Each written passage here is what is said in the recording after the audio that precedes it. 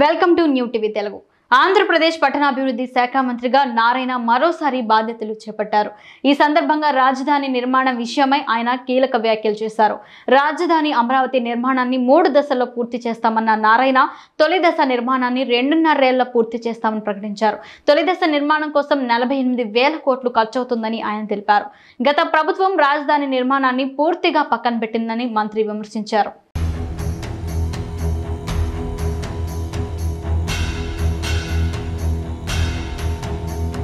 ఏపీలో తెలుగుదేశం పార్టీ నాయకత్వంలోని కూటమి అధికారంలోకి రావడంతో రాజధాని అమరావతికి మళ్లీ మంచి రోజులు వస్తున్నాయి. 5 ఏళ్ల పాటు అభివృద్ధికి దూరంగా ఉండిపోయిన అమరావతి పనుల్లో కదలిక కనిపిస్తోంది.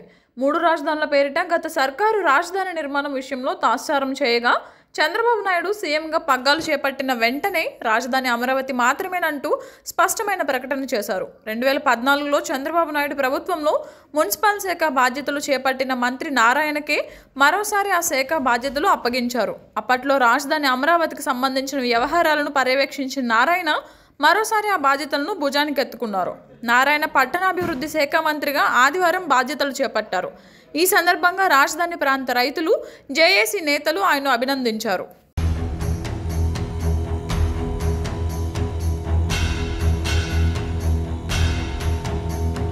గతంలో ఖరారు చేసిన మాస్టర్ ప్లాన్ ప్రకారమే అమరావతి నగర నిర్మాణం ఉంటుందని స్పష్టం చేశారు. గతంలో దేశ విదేశాలు తిరిగి అమరావతి నిర్మాణ నమూనాను రూపొందించామన్న నారాయణ ప్రపంచంలోని అత్యుత్తమ నగరాల్లో ఒకటిగా అమరావతిని తీర్చిదిద్దడమే తమ లక్ష్యమన్నారు.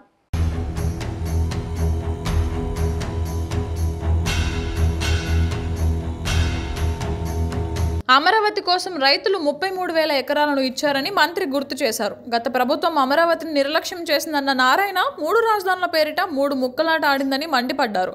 అమరావతితో పాటు అన్ని జిల్లా కేంద్రాల్లోనూ అభివృద్ధిపై దృష్టి సారిస్తామని మంత్రి తెలిపారు. రాజధాని నిర్మాణాన్ని 3 దశల్లో పూర్తి చేస్తామని మంత్రి తెలిపారు.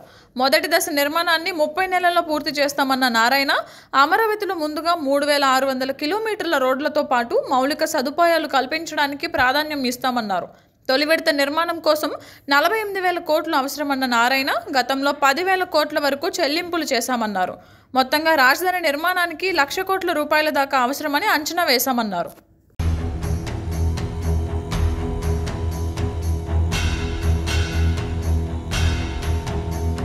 2014లో నవ్యాంధ్రకు తొలి సీఎంగా ఎన్నికైన చంద్రబాబు రాష్ట్ర రాజధానిగా అమరావతిని ప్రకటించారు. పూర్తిగా కొత్త నగరాన్ని నిర్మించేందుకు ఆయన మొగ్గు చూపారు. సచివాలయం, హైకోర్టు తదితర భవనాల నిర్మాణాన్ని పూర్తి చేశారు. అయితే 2019 ఎన్నికల్లో బాబు ఓడిపోవడంతో అమరావతి పనులకు బ్రేకులు పడ్డాయి. జగన్ 3 రాజధానుల ప్రకటనతో అమరావతి పనులు ఆగిపోయాయి.